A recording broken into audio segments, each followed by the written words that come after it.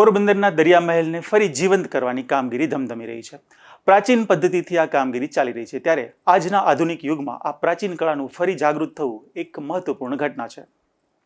પ્રકૃતિમાંથી મળતા રંગો દ્વારા ચિત્રકળા કરવાની પરંપરા હજારો વર્ષ જૂની છે. માનવ સંસ્કૃતિના આરંભથી જ માટી, ખનિજ, વનસ્પતિ અને કોયલા જેવા તત્વોથી બનાવાયેલા રંગોનો ઉપયોગ કરીને દિવાલો અને ગુફાઓ પર ચિત્રો દોરવામાં આવતા હતા. આ કળા માત્ર દ્રશ્ય સૌંદર્ય પૂરતી મર્યાદિત નહોતી, પરંતુ તે માનવતાના જીવન, ભાવનાઓ અને આધ્યાત્મિકતાનું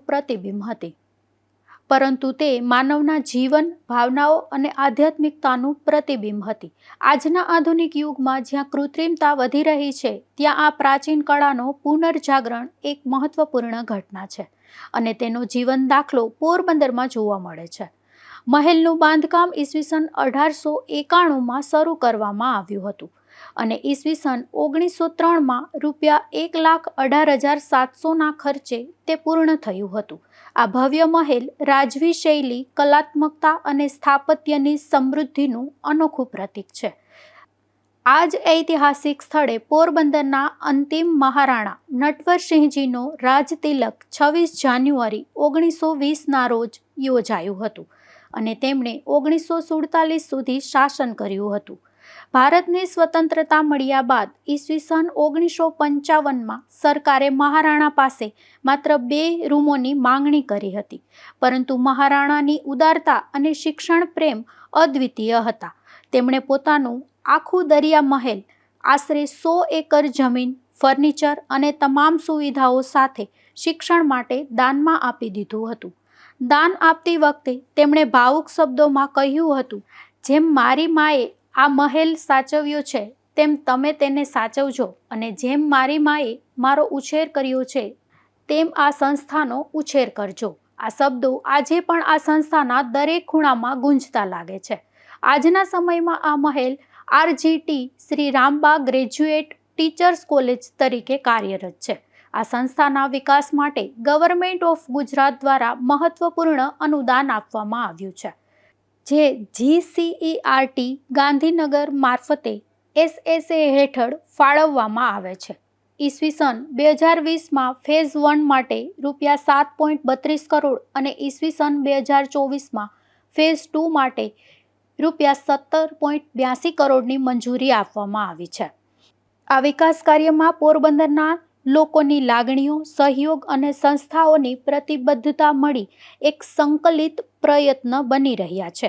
123 વર્ષ જૂનો દરબાર હોલ આ સમગ્ર પ્રોજેક્ટનું હૃદય છે. અહીંના ભિત્તિચિત્રો આજે ફરી જીવંત બની રહ્યા છે. આ કામ પ્રાકૃતિક રંગો સંપૂર્ણપણે હસ્તકલા દ્વારા તૈયાર થાય છે અને દરેક તબક્કે તેનું સૂક્ષ્મ નિરીક્ષણ કરવામાં આવે છે. આ કાર્ય માત્ર ટેકનિકલ નથી, આ એક પૂજા સમાન અભિગમ છે. દરબાર હોલના દિવાલ ચિત્રો સિવાય પણ અહીં એક વિશેષ કાર્ય ચાલી રહ્યું છે. વર્ષ 1904માં બનાવાયેલા કેનવાસ ચિત્રોનું વૈજ્ઞાનિક રીતે પુનઃસ્થાપન કરવામાં આવી રહ્યું છે. આ માટે એક અત્યાધુનિક લેબોરેટરીમાં સૂક્ષ્મ અને ટેકનિકલ પ્રક્રિયા દ્વારા કામ કરવામાં આવે છે. ચિત્રોના મૂળ રંગ, ટેક્સચર અને રચનાને જાળવી રાખવા માટે આંતરરાષ્ટ્રીય ધોરણો અનુસરવામાં આવે છે. સાથે સાથે કાચ પર બનાવાયેલા ચિત્રોનું પણ સંરક્ષણ કરવામાં આવી રહ્યું છે. મહેલમાં આવેલા સ્ટેઇન્ડ ગ્લાસ ચિત્રો, જે પ્રખ્યાત ચિત્રકાર રાજા કવિવર્માની શૈલીથી પ્રેરિત છે, તેનું પણ સંપૂર્ણ સમારકામ કરવામાં આવી રહ્યું છે.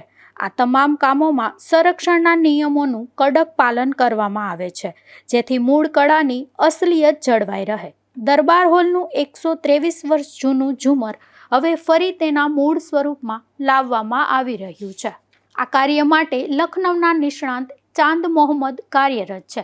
તેમણે પોતાના જીવનમાં અનેક ઐતિહાસિક ઝુમરનું સમારકામ કર્યું છે, જે તેમની કુશળતા અને અનુભવોનું પ્રતિબિંબ છે. જો આ સંસ્થાને હજુ વધુ વિકસાવવામાં આવે અને તેને યોગ્ય દિશામાં આગળ વધારવામાં આવે, તો દરિયા મહેલ માત્ર ગુજરાત પૂરતું મર્યાદિત નહીં રહે. તેમાં એવી ક્ષમતા છે કે તે સમગ્ર ભારત માટે અને કદાચ વિશ્વ સ્તરે પણ એક શ્રેષ્ઠ શૈક્ષણિક અને સંશોધન કેન્દ્ર તરીકે ઉભરી શકે. આ મહેલમાં અનેક વિભૂતિઓએ અભ્યાસ કર્યો છે અને પોતાના જીવનમાં મહત્વપૂર્ણ યોગદાન આપ્યું છે.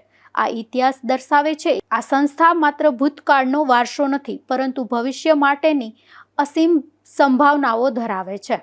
પોરબંદરમાં ચાલી રહેલું આ સમગ્ર કાર્ય એ દર્શાવે છે કે વારસાનું સંરક્ષણ માત્ર ઇમારતોને સાચવવું નથી, તે સંસ્કૃતિ, લાગણીઓ અને ઇતિહાસને જીવંત રાખવાનો પ્રયાસ છે.